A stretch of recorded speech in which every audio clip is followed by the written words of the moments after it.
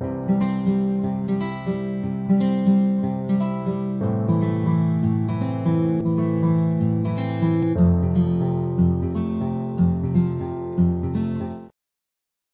it's Tiffany Lorraine Galloway, certified high performance coach with another episode of the Resilient Mother podcast.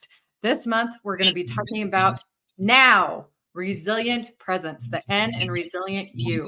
We've gone from identity to elevating ourselves. Now we want to really be present with our truth, with our resilience, and in this moment and really feel alive.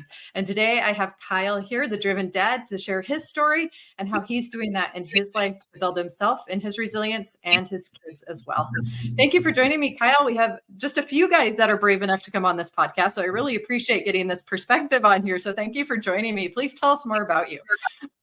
So my name is Kyle Jetsel, and the reason I'm here is in October of 2021, my wife of 30 years and the mother of my 6 kids, yep, you heard that right, 6 kids, passed away suddenly. So for the next 6 months, I documented my thoughts and my ideas and really just stories and combined them into a book that I named Facing My Biggest Fear.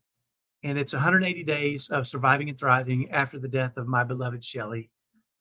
It's interesting. One of my biggest discoveries was finding a document she had created that helped her specifically overcome some feelings of fear, worry, and doubt.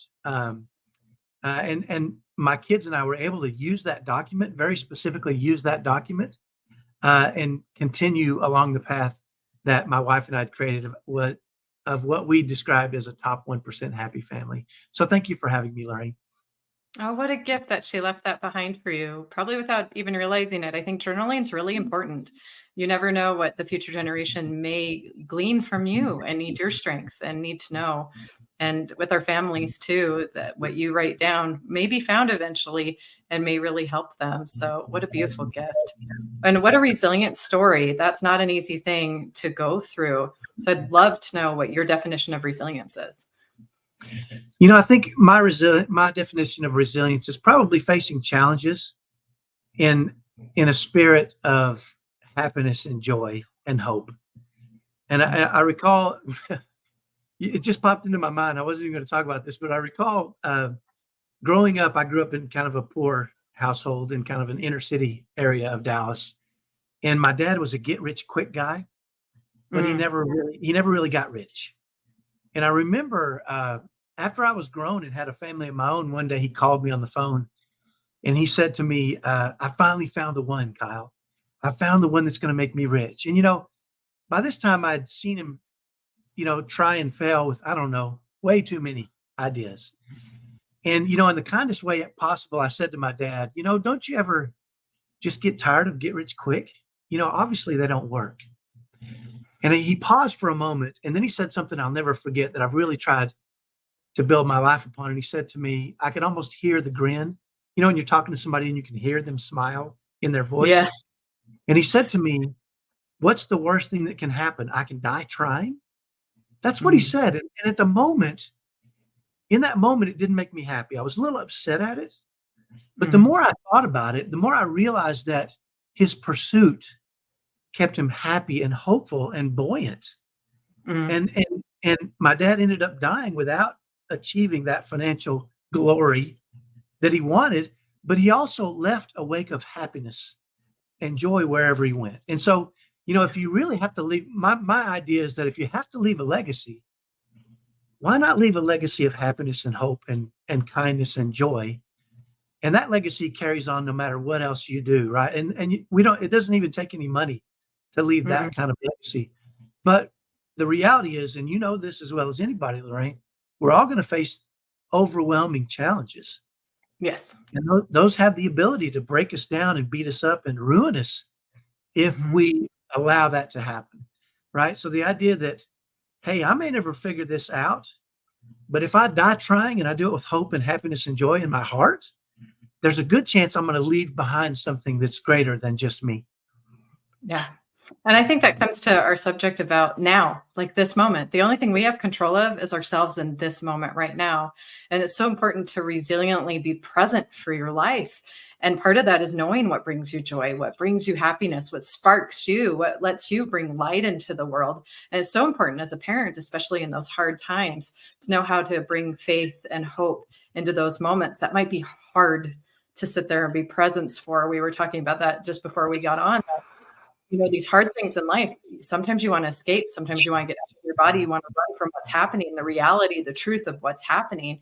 But really, to be resilient, you have to learn to sit with it, all of it, for that moment and make a choice. Okay, I'm feeling this way. I need to grieve, or I need to face this pain or this emotion or have that hard conversation. I just need to face it, because the sooner I face it, the sooner I can bounce back, the sooner I can get better. And with your dad, like that, he was okay with failing. Failure was not fatal. It was just part of his journey. I think that's a beautiful way to face life, because then you're not scared of going after what you love. And even in the pursuit, we're still leaving a legacy of believing in our dreams and that they're possible. And what's wrong with that? Nothing wrong with that at all. I agree. Yeah. What a great, thank you for tying a ribbon on that for me. I like that. With your journaling and that process, I know I went through my own stuff, and a lot of us did during COVID. My story, most know on here, but I'll share it again. I was engaged to a gentleman. He cheated and left me pregnant during COVID. And I was in a new community that didn't know me at all. So I was not treated as well as I could have been, or supported in the way that I felt like I should have been, at least by most. There were a few, and I'm grateful for those few angels God put in my life. But I pretty much brought my son into this world alone. And I'm a good Christian girl. How in the world did I get myself in that situation? Some would think I knew better or whatnot. So then there was all this shame people tried to put on me too. So I'm sitting in here with this child, this responsibility that I'm choosing to show up for. My 2 kids, I'm going to school at 2 universities at the same time, still somehow ended up with a 3.5 GPA. I'm about to graduate now. I'm about to move on with my life, but it took much longer because of what I had to face. And for me, like with a loss, I'm sure for you, you didn't see it coming. It wasn't part of the plan. And I think those are sometimes the hardest moments in life, because you sit there and you're like, I don't know what to do with this. Where do I go from here? There's no roadmap now. I don't know how to get back on the path, or where did the path go? And I'm curious if that's what you discovered as you journaled and as you were going through kind of that same kind of process of, what is my truth now? How do I show up now? How do I be present now with this? And I think that might be one of those things that's a lifetime journey, right? Because That's true. I mean, when you're married to someone for 30 years and you've built, a top 1% happy marriage, which my wife and I believed we had, then it's just it's gone. It's like in the snap of a finger. Yeah. And ultimately she was my purpose. I had a friend of mine tell me one time, he says, when I feel overwhelmed, or when things are out of control, or the weight is too heavy, he says, I'll go up in the mountains and I'll just take a walk and breathe the fresh air, and it settles me. And he says, what do you do, Kyle? And I said, well, I used to just go spend time with my wife. Aww. And he said, oh, right. And so it was more than my wife and the mother of my children. I think she was a lot of my identity. And I remember, I remember an experience I had. Obviously that's difficult, right? And we've all faced difficult things. But one of the things that I really struggled with initially was I really couldn't go in my room because it was pink. My wife was very feminine. She was kind of the opposite of me. I'm more of I grew up in a rough neighborhood. I'm kind of a physically imposing character. And very masculine. And my wife was the opposite. And we made a good team. She was very feminine, and she was kind and sweet, and all those things that, are built into that part of things. Right. And so I went, when your room is pink, it's and there's flowers on the wall and everything is your wife. It was really difficult for me. And I remember just sneaking into my room very quickly to take a shower and get out. And after about 30 days, I realized, I really got to face this storm. Right. Mm-hmm. And so one night I had been sleeping on the couch for almost a month at this point because I just couldn't face it. And I knew eventually I would, but I really don't. There were other things that was taking up my time, and I really didn't want to make that a priority. Well, one night I decided, you know what, tonight's the night. And I remember going into my room, and I knew it was going to be hard, right? I knew it was going to be hard. And so the one thing that my wife and I did was we would pray every night together. And so I went to the end of my bed and I slid out a pillow, which I kind of have bad knees from old sports injuries. So I would kneel on a pillow, and I knelt down on my pillow to pray. And I remember being overwhelmed with anger because my wife wasn't there. And, and the person that could have saved her, God, the being that could have saved her didn't. Yeah. Right. And I remember this just being overwhelmed with anger and thinking, how could you? Did we kneel at the end of my bed every night and prayed together to you? How could you do this? Right. And I remember it made me furious, and I was really angry at God, and almost within a blink of an eye, I remember thinking, oh, I know what's going on here. Right. The devil he knows I'm on this shaky ground in this moment. I'm on a rudderless ship. Why would he not go after me right now? Right. I mean, I would. If it were me and I was trying to get into somebody's head, I would start planting those seeds of doubt and bitterness and hate and anger. Those are the seeds I would be planting at that exact moment. And I remember thinking, I see what's going on here, right? I can't let this happen. I can't fall into that trap of bitterness and anger and discouragement and frustration because I've turned to God my whole life. Yes. How can I, in this moment of need, turn away? Yeah. And so I remember just thinking, you know what? Not happening. This is a part of our family and who I've become and what made us a wonderful, happy family. So I grabbed my pillow and I slid it around to the side of the bed. And I decided in that moment, I'm going to start a new tradition. I'm going to pray on the side of my bed.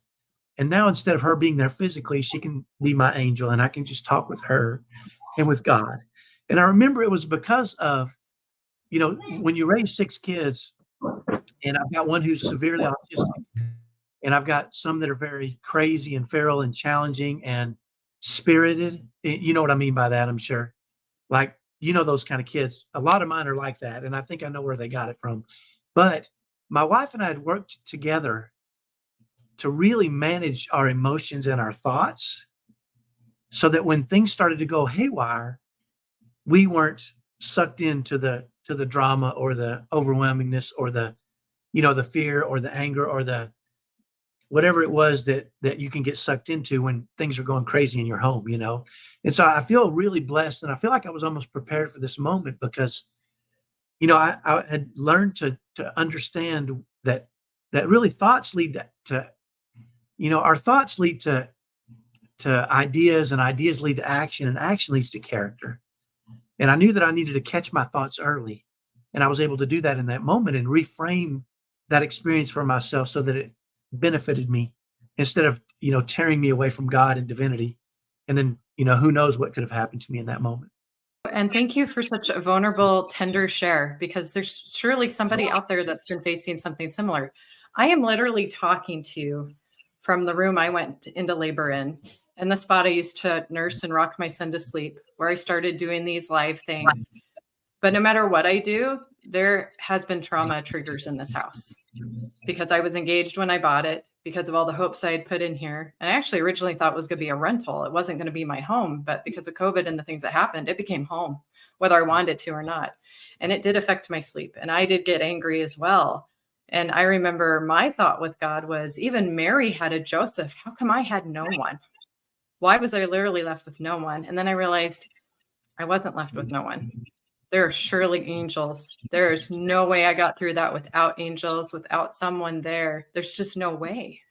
And there's no way today. I'm still not doing what I do without angels with me. And I'm sure you've had people ask you too, how are you doing this? How are you doing so well? How is it possible? Well, I'm not doing it alone. That's why I know that God is in my life. I know that when I'm present with him, he gets me through these hard things.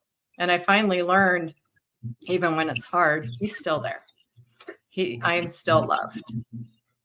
I think you made a great point, and I think it's a good thing to address and realize that there are certain triggers that are gonna, we have these patterns in our life, right? And we see things and it makes us, we have these emotional triggers that we go into. And one of the things I think is important for us to understand is we can change those triggers, Yes. right? I mean, I think all too often we think, oh, well, that's triggering to me, so I can't be in that. That's something I need to avoid, right? And Yeah. I think it's a better idea to say, you know what? It's a trigger for me in a negative way now, or it triggers negative thoughts, but it doesn't mean I can't look at it and say, how can I make that a new trigger for a positive thought? Yes. And Like so with praying with your wife. Just change the spot, exactly, change the context. And we have change that it. power.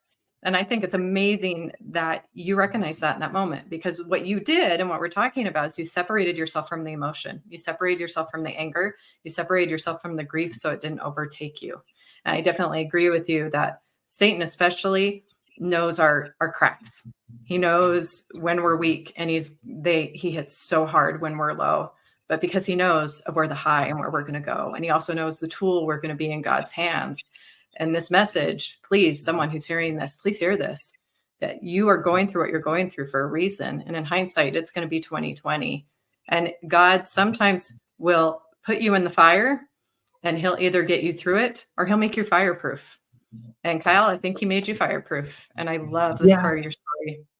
I'm not sure any of us are fireproof. We still get burned, right?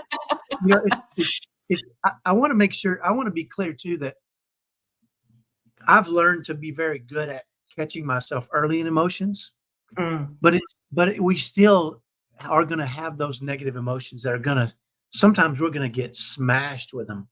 Oh, and yeah. it's okay for us to have those initial emotions, right? That's part of the human experience, right? I'm not suggesting we get angry and go, oh, I'm angry, I'm just going to be happy. It just doesn't really work like that. Sometimes that emotion needs to be felt in its entirety, right? And I'll share with you another experience. My wife passed away shortly before Thanksgiving, and I found myself in Walmart shopping for a turkey for my family, and I'd never bought a turkey before. I was married to my wife for 30 years. I had never in my life bought a turkey. I don't know how to buy one. I don't know how to cook one. I got no idea what I'm doing, right? And it was shortly after she had passed. And so I'm kind of, when you're in that world, you're walking around almost in a cloud anyway. Things are surreal. You're just not really feeling, it's weird, right? And those that have experienced understand. And I remember I was walking through Walmart, already shook. I'm by myself trying to buy a turkey, and I saw a cute old couple that looked like they were in love. And I was immediately shocked because it made me furious, right? Because in that moment, I realized I wanted to grow old with my wife, and I don't get to. Yeah. I really wanted what they have. And I remember being shocked by the rage and the anger that came over me initially, right? And I looked down and my hands were balled into fists, and I was sweating because of the anger, the heat that comes up with my anger sometimes. Wow. And I had what I called rage tears, right? And it's not something I could control in that moment. It's not something that I had an ability to catch right then, right? Yeah. Now I knew walking around, angry at old couples in love wasn't effective. It wasn't a way. That's not going to be a trigger I need to have moving forward, right? Right. So I left my basket there and I went out and sat in my car. I couldn't go home because my kids are all at home. I couldn't let them see me in this state. Yeah. And so I took some time to let that feeling, be what it was. And I turned on some softer music, and I took some, I used some mechanisms to calm myself a little bit. And once I was able to calm myself, I was able to step outside of it, like you said, and say, you know what? That's not a trigger that's going to serve me or my family or anybody in this world moving forward. How can I create a new trigger? What kind of trigger can I create out of that moment? And so as I calmed down, I realized, you know what? Maybe there's a way that I can engage those couples that are cute and loving, and maybe even I can get some of their love off of them, right? Maybe they'll share it with me, and so I devised this little plan. And so what I decided to do is, if I saw a cute couple in love, I decided that if I felt compelled, and that's an important part, if they looked approachable, I decided I would walk up to them and say, you know what? I can tell y'all are in love, and it's wonderful. I think it's wonderful. And it took me a while. It didn't happen overnight, and I saw a lot of cute couples, older couples. But eventually, when I felt like I could manage myself properly, I was able to approach a couple, and I'll never forget, they were walking towards me in a grocery store in the parking lot. And I just approached them and kindly said, you know what? It sure looks like you guys are in love. And that makes me so happy. And the response I got was just the sweet little old lady. I'm a fairly tall individual. And she just put her arms up to me like she wanted to. And she wrapped her arms around my neck and pulled me down and hugged me so tight. And she said, we are. And her husband, I looked over and he had tears in his eyes. And he said, thank you for reminding us. We love each other. We do love each other. And then they just loved all over me, right?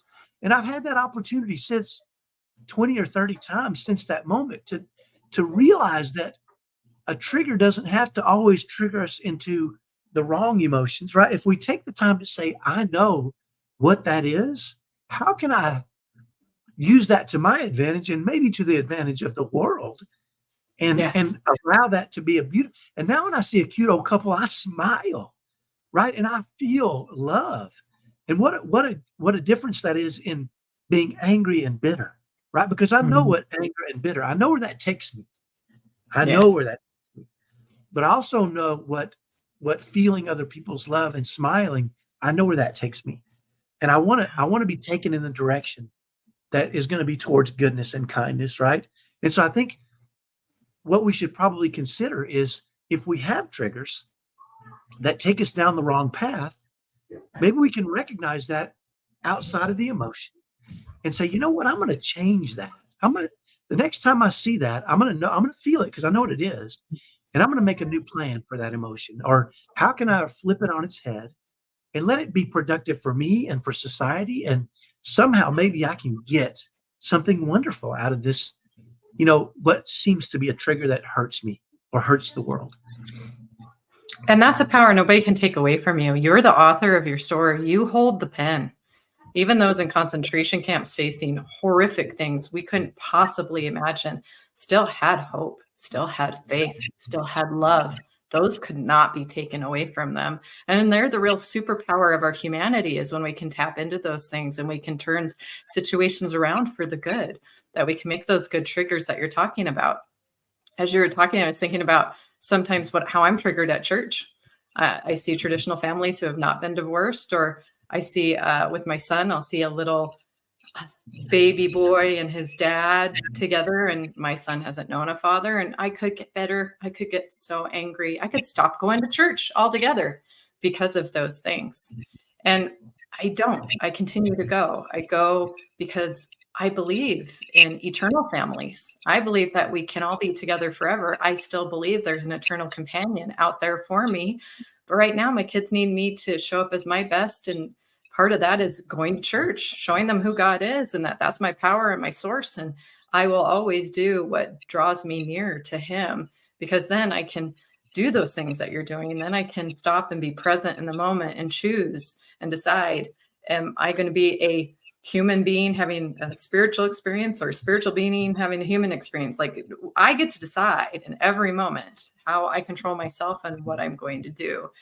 And I think what you talked about is just so powerful, because I think we underestimate the power that we have to turn things around if we just slow down and get present with God and with ourselves and make that choice.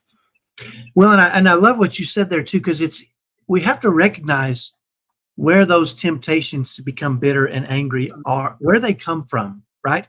I believe the natural man is an enemy to God. So, I've got an angel on one shoulder, and I've named this other guy over here Muhammad Ali, because he's a powerful speaker, right?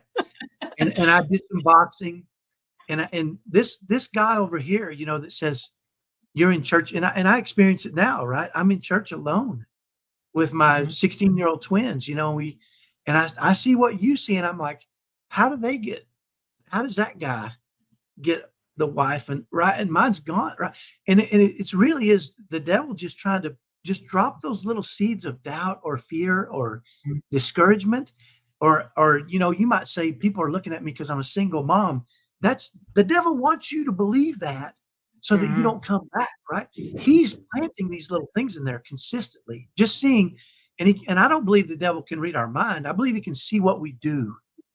Yeah. Right. And so he doesn't know unless we have an outward reaction to it. If you see a cute family and you get disgusted and roll your eyes, well, you just told the devil, hey, I see a weakness. I see a chink in her armor. That's an area I can prod and poke, and just maybe there's a way I can keep her from coming to church, because I can project in her mind that they're judging her.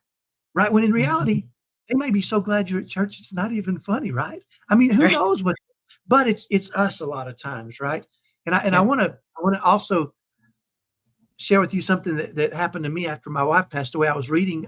There's a book called The Law of Success. It's by Napoleon Hill, and I'm a big believer in self-help, right? I'm religious, but I'm also a believer in all kinds of stuff, right? Use the mind for what it's built for. Yes. And I remember after my wife passed away, I read a portion of it that I had always believed. And it said, for every trial or tragedy or difficulty we face in this life exists the seed of equivalent or greater value. Right. And when I read it after my wife passed away, it made me mad. Again, I default to mad almost everything. I'm starting to realize I have a pattern that when something's not going wrong, I get mad. Right. But it made me mad, because how can anything be equivalent to the pain and the suffering that I've had to go through, and my kids, of my wonderful wife passing away, right? There can be no equivalent or greater value to that in this life, right? And it really upset me. And it's interesting, because I went back and read that same piece of script about a year ago, and it was about a year had passed, and I read it differently. And this time I read, for every trial or challenge or discouragement we face comes the seed of equivalent or greater value. And I thought, oh, a seed, right? That's the difference. The seed is not a full-blown flower, and it's not a tree, and it's not, right? The seed needs to be nurtured. So my job is not to expect some good as the bad, right? It's not going to be an equal thing. My job is to nurture that seed. And so that's one of the reasons I like to be on podcasts discussing these things, is because I want to do everything I can to nurture that seed. And maybe that seed is helping another family discover how they can manage it. Or maybe it's just hearing my story and knowing they're not alone. Or maybe I have to imagine other people have been mad at God and wanted to stop praying, which is exactly what the devil wants you to do. When you don't want to pray, that's when you should pray, right? And I, maybe that's, I want to nurture as much as I possibly can, just continually nurture that, so that even if I can't experience some sort of joy, of equivalent or greater value than to my pain, maybe I can share that with the world somehow, so other people can, get through a difficult time, or escape, the depths of hell, what I call it. Yeah. We've all been there, right? We've all been in the depths of hell. So, and that's where I find a lot of hope. I mean, if we believe in Jesus Christ the way we're meant to, he paid the price for all of this. He went through unsurmountable pain, bled from every pore for us, so we could have agency, so we could choose God, so that joy that maybe isn't in this life can be experienced in the next, because this isn't it. And I think that's a beautiful thing and a comfort. This isn't it. She's still there in a different essence, but she's still there. And that brings me a lot of comfort to know I have ancestors watching out for me, that there are those I love that are looking out for me on the other side. And we don't fully comprehend that here. There's some things we can't comprehend yet, but I fully believe in opposition in all things. It gives me the strength and the courage to go, at some point, God gave me the choice to come down here.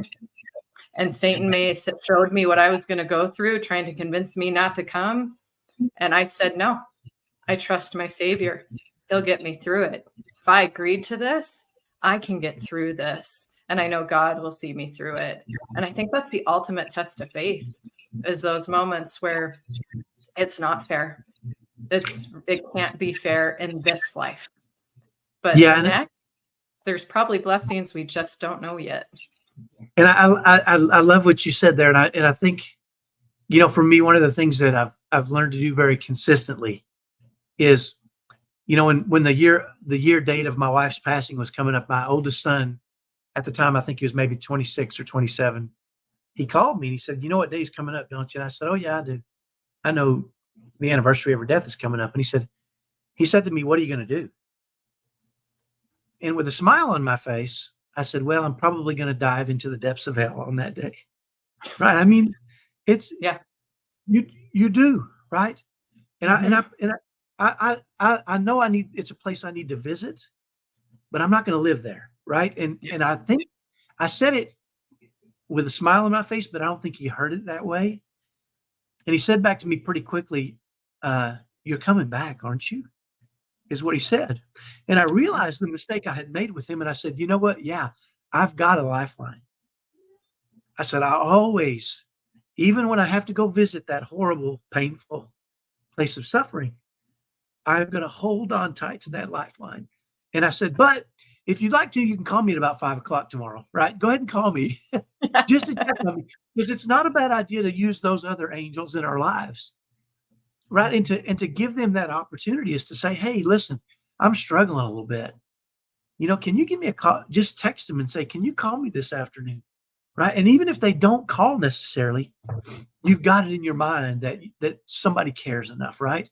And people get busy, and I don't ever want to put that. I don't ever want to put saving me on somebody else's hands. No. But I also realize that we are here for each other. It's one of the things we've got to serve each other and We're kindly and all going lovingly. through something. Everyone's going through something. And you may And be that person that they just need a smile or a little bit of comfort or that reminder of, oh, look at the love that you have.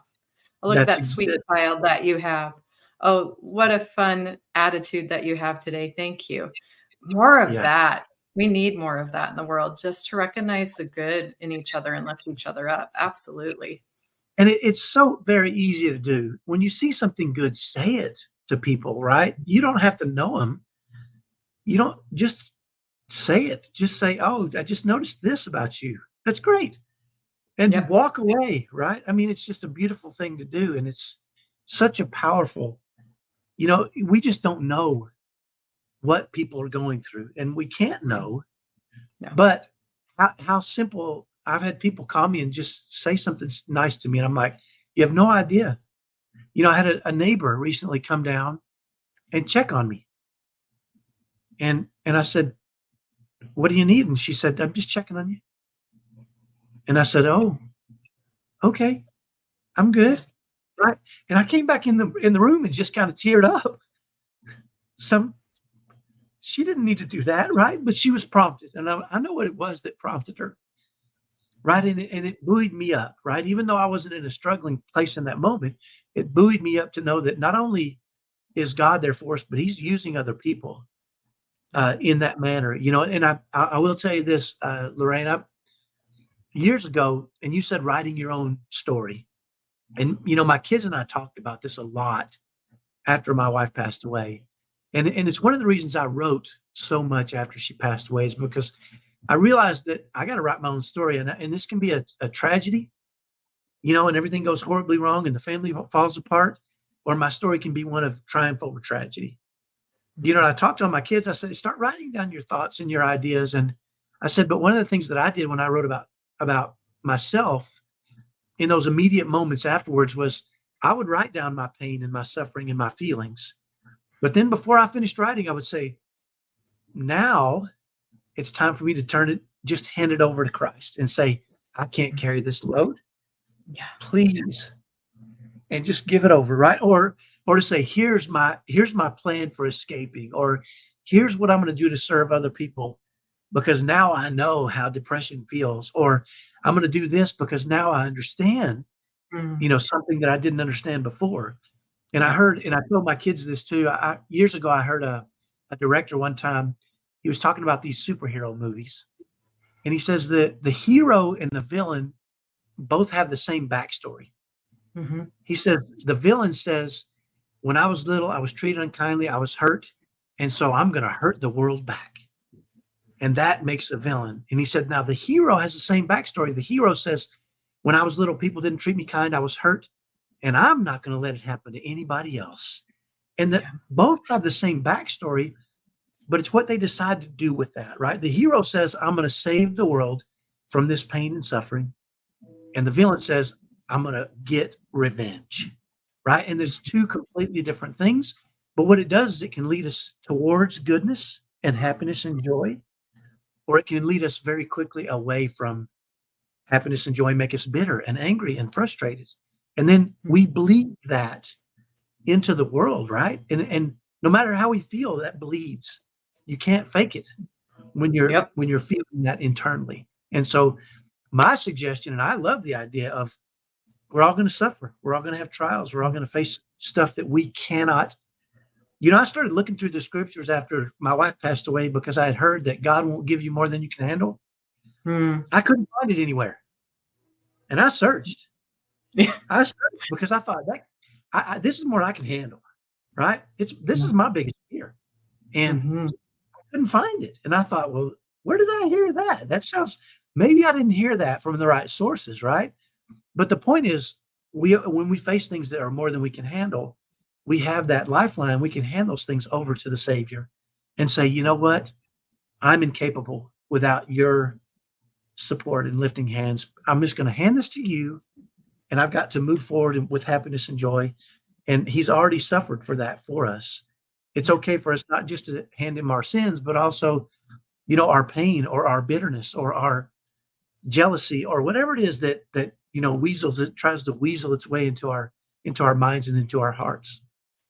Well, even Christ on the cross asked God, why hast thou forsaken me? He had a moment. He had to be alone because he had to choose.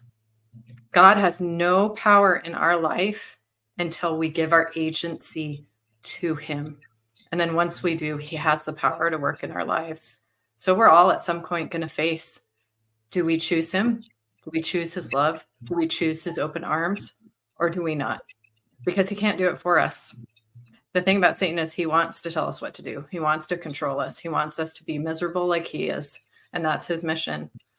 And he can't do that if we embrace God at every turn and that we really choose him in every moment and be present with him in every moment of our lives. And something else that I love about your story and that I'm seeing as you share is you're compassionate with yourself. You forgive yourself as you figure it out. And as you move forward, I think forgiveness is a huge part of all of this too. Anything that gets the negative emotions out of us, lets us be a vessel for good and lets us be his hands and his feet and his mouthpiece upon the earth. But we can't be those things if we aren't doing the work of making ourselves whole. We can't give what we are not receiving, and if we're not full. And you're finding that on your path, and journaling is a huge one for you that you've shared quite a few times here. And for someone on this path trying to figure out what your truth is and how you're going to get through it, you're going to be okay. God's there and you'll find yours. For me, it's music. Music's huge for me, and movement are big for me. And I grew up with those, and I'm glad I've had the arts as my therapy and gotten me through so many things. But that's me. Somebody else, it might be going for a run. It might be going on an adventure. It might be working on a car or inventing things or experimenting. There's no wrong answer here. God gave you gifts, and he gave them for you to serve, but he also gave them to you to use as a comfort as you develop into who you are meant to be and the destiny you were meant to fulfill here in this life. That's, you mentioned one of the strategies that my wife developed for herself when you raised my first 4 kids were boys, and they were crazy, feral animals, wild. I have one. and my wife would have to face these knuckleheads all day long by herself, and I could see, and that was not her character at all, right? She was just very feminine and kind and beautiful and loving, and they were like animals. And I remember she was unprepared, and so she made a lot of mistakes. And I remember watching her go through a cycle where things started to change for her. And I started to come home and she would be happier and things would be better. And I'm like, what are you doing? And she said she had created a strategy for herself. I want to share it because I implemented it too after she taught me, and it's really helped me. And it's called 100% accountability and a whole lot of grace. And that's what the strategy is called, right? And it's really kind of powerful because, if you scream at your kids, it's easy Mm. for you to feel guilty or shame yourself or think, I'll never get this. But all that Yeah. does is let Satan weasel in there and say, you're a failure. You're not going to get it. Why are you even trying?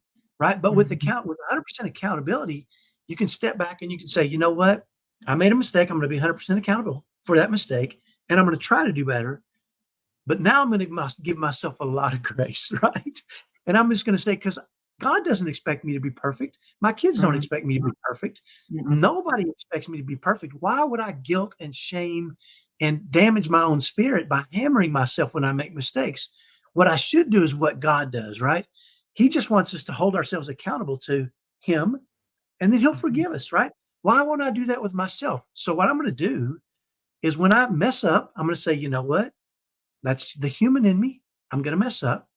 But I'm going to hold myself accountable and try to figure out a way to be better. Yep. But then I'm not going to beat myself up. I'm going to give myself a lot of grace, and I'm going to hop right back on and I'm going to keep trying. And I think that's really the design of this thing, right? Is we're never going to achieve perfection, but it's the pursuit of it, right? And realizing we want to do better. We want to be better. We want to be more like our Father. And the way we do that is to try to be like His Son, Jesus, and follow His example. And when we mess up, hold ourselves accountable and say, Mhm. you know what, I messed up and I'm not perfect, but man, I'm not going to give up. I'm going to keep on trying. And then Yep. give ourselves the grace we deserve and just keep running down that path. And I know it'll keep us happier because guilt and shame and all those things are the devil's way of weaseling his way in there and trying to Mhm. create a way for us not to be at our very best selves, not to express joy and happiness and love in everything we're doing, whether that be our family or the world or just in general. And I love how who through everything you've been sharing, it's really comes down to our thoughts, our words, our deeds. If you start with the thoughts and the feelings, that's going to affect your words and your deeds. And then those become patterns. And those patterns can serve us instead of not serve us. And also the self-awareness, like you have to do the inner work. You have to know you can't run from yourself. You can't be at war with yourself. You have to be able to sit with yourself and be present with yourself and be honest with yourself and be able to develop a strategy that works for you. And it's okay if it takes time. And Yeah. definitely, I love the lot of grace. There needs to be a lot of grace and love, even with yourself, so that you can give it to others and recognize it in others when they need it. Yeah, I I think, think especially with yourself, give yourself a lot yeah. of grace. So something unique I think I'm hearing about the relationship your wife is how one you were. You were one. And that does I'm not saying that you were two halves that made a whole. So I just curious how that presence that you had with each other, because it sounds like when you were together, you were really present with each other. And there's so many today that feel disconnected. We're more connected, but more isolated than ever. Even with our electronics and everything that we have, it's easy not to be present with our loved ones. So how did you guys become one in the resilient love that you had? You know what? I think we had to. Uh, we have a son who's severely autistic, Hmm. and that means all the worst, most horrible, dangerous, crazy stuff that you've heard about autism. That's our son. So Oof. there's almost all the things everything from screaming and yelling and cursing and throwing things and fighting it. He's come at us with knives. He's tried to batter me on occasions. My wife was afraid of him for a couple of years because he couldn't manage his emotions well. And I think what it required she and I to come together because Mm. we knew if he was parented different by either of us, it would confuse him. And Mm. so I think it required us really, and I think we would have anyway because we really loved each other. But kids can rip people apart. I mean, they can. Kids will because they create stress, and it's not because they're bad. They're just kids. I mean, I'm not Mhm. saying right. And even my kids who are very very challenging, they're not being bad. They're just being kids. They're trying to figure out their way in this world, and the best Yeah. place for them to figure that out is in our home. But if Yes. mom gets too stressed out or dad gets too stressed out or they don't work together to figure this stuff out, it can cause a chasm between mom and dad, right? And Mhm. kids learn to manipulate and do all kinds of crazy stuff. Again, they're not bad, they're just kids. And so I remember, at one point, my wife had really lost faith in me as a husband and a father, and we were at odds because of so much stress. And I remember praying one night. Actually, it was one day after we had a big argument, my wife and I, because the stress was overwhelming and it caused us to turn on each other. And I was so upset that I walked out of the house and considered leaving and never coming back. I was so Right. upset. I'm like, this is not what I signed up for. My house is out of freaking control. My wife can't handle it. My kids are out of control. I don't know what to do. This is not for me, right? And I remember in that moment realizing that I didn't want to leave. I knew that I was supposed to stay. And just inherently because of my upbringing and who I believed I was. And I remember praying. And when I was praying, I remember I felt like God told me the problem is not your wife and it's not your kids. The problem is you. Fix Mm. you, Mm. fix you, and watch what happens. Right. And I didn't Yeah. like it at the time because I was doing everything I thought I should. Right. I thought I was doing it all right. But Yeah. but when I heard that from God very clearly, I remember going back in the house to my wife and she was still mad at me. And I said, you know what? I'm not leaving and I'm going to fix this. And she said, good luck. She was still mad. And I realized she's lost faith in me as a father and a husband. And so in that moment, I thought my first goal is I'm going to, even if I never achieve it, I'm going to go like my dad and I'm going to die trying to restore her faith in me as a husband and a father. And it made me take action and action in the direction I thought that I should go. And I even asked her, tell me how do I help make you happy? How do I help the kids be happy? And I'll do it. I just want us to come together as a family and be happy. And I'll do whatever it takes because I love you and I'm not leaving and I'm going to figure this out. And over a period of time, she and I got so close. I remember one time all my kids were acting crazy and they were arguing over who's my favorite and who's her favorite, right? How kids Oh are. yeah. Yeah. And so I told my kids this, and my wife didn't like it at the time, but I told them, I said, hey, listen, guys, here's the deal. If we're on a ship and it's going down and I can save Shelly, my wife, or all 6 of you, y'all are going to die because I'm saving my wife. Ooh. That's who is my favorite. I'm saving Shelly. And the look on their faces was confusion, and my wife said, don't tell them that anymore. But I think over the long haul, and she agreed with this later, it gave them comfort to know how devoted I was Mhm. to her. Yes. And she ended up repeating that to them. Hey, if it's all going haywire and I can save Kyle or all 6 of you, Kyle's winning out this one. He's my husband, right? And I think that facing those battles together and working together to overcome those challenges and talking through how we can make plans to overcome those challenges, it brought us together, right? Nothing brings you together more than facing challenges together and Mhm. agreeing or working together to solve them, right? Too many Yeah. couples, I think, say that's a mom thing or that's a dad thing instead of it's a couple. It's a us against everybody else thing, right? Yes. If mom is upset about something, we got to figure it out. And I want to help her and do what I can. And if I'm upset, then she's going to help me. And I think really that was the core of us. And I remember I'll share a quick story because this illustrates what we became through those challenges was after about 25 years, we decided to move our money from one bank to another. And it's an ordeal. It's never easy. Mhm. So we're No. sitting in front of this banker. We're sitting in front of this banker and she's transferring the money. We're signing all these documents. And after about 20 minutes, we're all done. And she says, can I ask you guys a quick question? And my wife said, sure. And she said, are y'all newlyweds? And my wife just started laughing. And she said, no, we've been married 25 years. And the sweet lady, the banker, she said to my wife, the only time I've ever seen a couple this happy, the way you talk to each other is when they're newlyweds. I've never seen a couple married as long as you are loving on each other like this. And it made me realize, and I knew it, but it made me realize too, how much we were bleeding our relationship could bleed out onto other people and into the world, right? She was Yep. happy. I was happy. She knew how I felt, and I knew how she felt. And that gives me comfort, right? It gives me um it it gives me comfort and a good feeling to know that she knew that, and she'll always know that.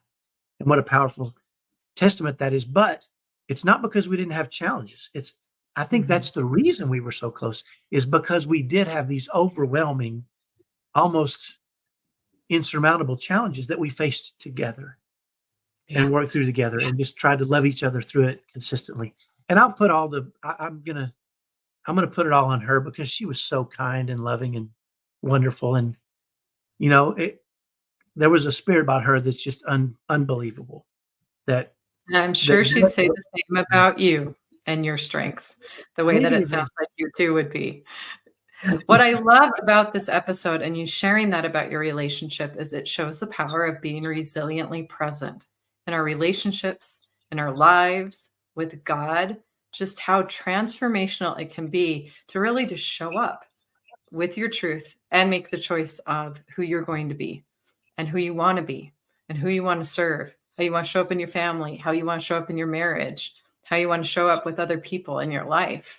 Being present in this life, being intentional with what you were given and your gifts and your journey and your story make a difference in this world and have value and they matter. I'm so grateful for what you shared today. This has just been powerful. We've even gone over because I just couldn't stop talking to you. So thank you so much. And thank you, audience, for listening. Any last thoughts as we finish up, Kyle? You know, I guess real quickly, it's going to be hard. Yeah. So just decide that's okay. Spoiler alert. No. Yeah, I'm just going to get better, right? I'm going to Yes. get the good stuff. I can get better angry or frustrated, or I can get better and I can be One day at happier a and I time, can one experience moment more at a joy. time. Yeah. Yeah. Thank you so much for having me, Lorraine. Thank you. If people want to find more about your journal, I'm assuming there's a book or they want to work with you, where can they find you? They can find me at my name, KyleJetsel.com. Just go there and you'll find I've got some free stuff. I'm giving away my book for free. So you can go on there and download it today if you want it. So KyleJetsel.com. Perfect. Well, thank you, audience, for being here and being present with us in this moment. Go out there and be resilient. I believe in you, believe in yourself. God bless, and we will see you next time.